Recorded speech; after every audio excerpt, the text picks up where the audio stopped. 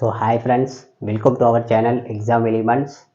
So நம்ம வந்து பார்த்திங்கன்னா பாலிட்டியில் இருக்க ஒவ்வொரு டாப்பிக்காக பார்த்துக்கிட்டு வரோம். இன்றைக்கி வந்து பார்த்திங்கன்னா நம்ம பார்க்க போகிற டாபிக் குடியுரிமை.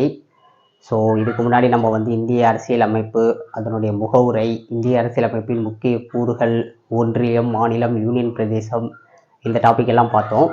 ஸோ இப்போ நெக்ஸ்ட் வந்து நம்ம பார்க்குறது வந்து குடியுரிமை. குடியுரிமை வந்து பார்த்திங்கன்னா ரொம்ப ஈஸியான டாபிக், ரொம்ப சின்ன டாபிக். இதிலேருந்து கண்டிப்பாக ஒரு கொஷின் வந்து எக்ஸ்பெக்ட் பண்ணலாம். ஸோ ஃபஸ்ட்டு வந்து பார்த்திங்கன்னா இந்த குடியுரிமை அப்படிங்கிற டாப்பிக்கில் வந்து பார்த்திங்கன்னா ஃபஸ்ட்டு வந்து பார்த்திங்கன்னா குடிமியல் அப்படிங்கிறது என்னன்னு தெரிஞ்சுக்கணும். இந்த குடிமியல் வந்து பார்த்திங்கன்னா இந்திய அரசியலோட ஒரு பிரிவு குடியியல் அப்படிங்கிறது. ஸோ குடியியல் அப்படின்னா என்ன சொல்கிறாங்கன்னா, ஒரு நாட்டினுடைய அரசாங்கத்தை பற்றியும் அந்த நாட்டினுடைய உரிமைகள் மற்றும் கடமைகள் பற்றிய படிக்கும் இயல் தான் வந்து பார்த்திங்கன்னா குடிமியல் அப்படின்னு சொல்கிறாங்க.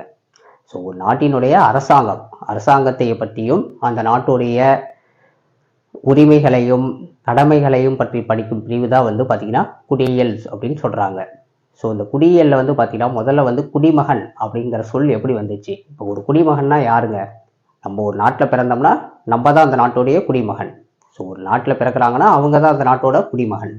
ஸோ இந்த குடிமகனுங்கிற சொல் எப்படி வந்துச்சு அப்படின்னு பார்த்தீங்கன்னா, குடிமகன் என்ற சொல் வந்து பார்த்தீங்கன்னா இங்கிலீஷில் வந்து சிட்டிசன் அப்படின்னு சொல்லுவாங்க. இந்த சிட்டிசனுங்கிற சொல்லு தான் வந்து பார்த்தீங்கன்னா சிவிஸ், லத்தீன் மொழிச்சொல். ஓகேங்களா, லத்தீன் மொழிச்சொல் சிவிஸ்லேருந்து தான் வந்து பார்த்தீங்கன்னா இந்த சிட்டிசன் அப்படிங்கிற சொல் வந்திருக்குது. ஸோ இது பண்டைய ரோமாபுரி நகரத்தில் வந்து பார்த்தீங்கன்னா நகர நாடுகள் அப்படின்னு சொல்லிட்டு ஒரு அமைப்பு இருந்திருக்குது. அந்த அமைப்புக்கு தான் வந்து பார்த்தீங்கன்னா குடியிருப்பாளர் அப்படின்னு சொல்லுவாங்க. ஓகேங்களா, அவங்கள அந்த நகரத்தில் வசிக்கிறவங்க எல்லாத்தையும் வந்து பார்த்தீங்கன்னா குடியிருப்பாளர் அப்படின்னு சொல்லுவாங்க. மேலும் அவங்கள வந்து பார்த்தீங்கன்னா நகர அரசில் வசிப்பவர், குடிமகன் என்றால் என்னன்னா நகர அரசில் வசிப்பவர் அல்லது குடியிருப்பாளர்னு சொல்கிறாங்க.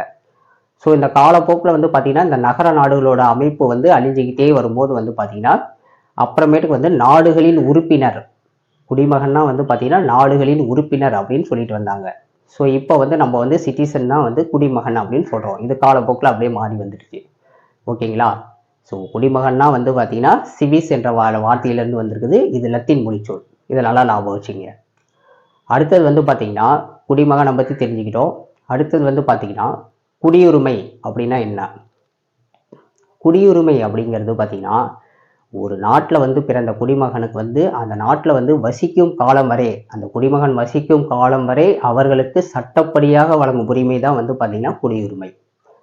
ஸோ அந்த நாடு வந்து அவர்களுக்கு சட்டப்படி என்னென்ன உரிமை கொடுக்குதோ அதுதான் வந்து குடியுரிமை அப்படின்னு சொல்கிறோம். ஸோ அப்போ குடிமகன் அப்படிங்கிறவர் யார்?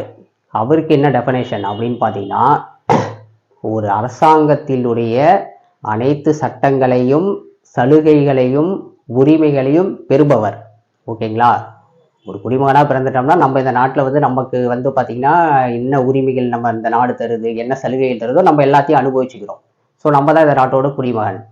மேலும் அந்த நாட்டினுடைய சட்டங்கள் அனைத்தையும் மதித்து, விதிகளையும் மதித்து, ஸோ உரிமைகளையும் வந்து நம்ம காப்பாற்றி நமக்கான கடமைகளையும் செஞ்சு வாழ்பவர் தான் வந்து பார்த்திங்கன்னா குடிமகன். ஸோ நாடு வந்து கொடுக்குற சட்டத்தையும் சலுகைகளையும் நம்ம வந்து வாங்கிக்கிட்டு நம்ம வந்து அந்த நாட்டுக்கு வந்து பார்த்திங்கன்னா அதோட சட்டத்திட்டங்களை மதித்து அதனுடைய உரிமைகளையும் கடமைகளையும் காப்பாற்றுறவர் தான் வந்து பார்த்திங்கன்னா குடிமகன் அப்படின்னு சொல்கிறாங்க. ஓகேங்களா, ஸோ இந்த குடியுரிமை வந்து சட்டம் வந்து எப்போ வந்துச்சு அப்படின்னு பார்த்தீங்கன்னா 1955 வந்திருக்குது குடியுரிமை சட்டம். குடியுரிமை சட்டம் இயற்றப்பட்ட ஆண்டு 1955. ரொம்ப ரொம்ப முக்கியம். இதை வந்து பார்த்தீங்கன்னா ஒரு 8 முறை திருத்தியிருக்காங்க. ஓகேங்களா, 8 முறை திருத்தியிருக்காங்க. இந்த குடியுரிமை சட்டம் வந்து பார்த்தீங்கன்னா முதலாக நமக்கு வந்து பார்த்தீங்கன்னா காமன்வெல்த் குடியுரிமையை வழங்கியிருக்குது. அது என்னங்க காமன்வெல்த் குடியுரிமை அப்படின்னா வந்து பார்த்தீங்கன்னா நம்ம ஆரம்பத்தில் வந்து பார்த்தீங்கன்னா காமன்வெல்த் நாடுகள் தான் வந்து பார்த்தீங்கன்னா நாடுகள் வந்து காமன்வெல்த் நாடுகள்னு சொல்லிட்டு ஒரு குறிப்பிட்ட ஒரு நாடுகள் சேர்ந்து ஒரு காமன்வெல்த்துங்கிற ஒரு அமைப்பை வந்து உருவாக்குனாங்க. அதில் வந்து இந்தியாவும் ஒரு நாடு. ஸோ இந்த நாடுகள் எல்லாம் சேர்ந்து அவங்களுடைய மக்களுக்கு வந்து பார்த்திங்கன்னா ஒரு சில குடியுரிமையை வந்து வச்சுக்கிட்டாங்க. அவங்களுக்கான உரிமைகள் சலுகைகள் எல்லாத்தையும் வந்து பார்த்திங்கன்னா காமனாக வச்சுக்கிட்டாங்க.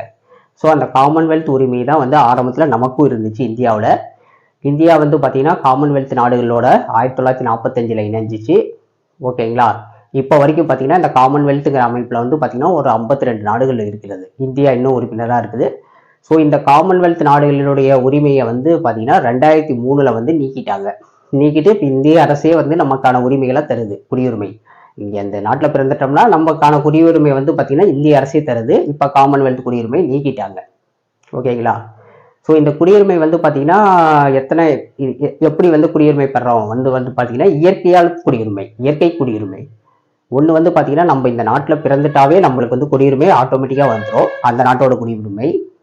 இரண்டாவது வந்து பார்த்தீங்கன்னா விண்ணப்பித்து பெறுறது, அது வந்து இயல்பு குடியுரிமைன்னு சொல்லுவோம்.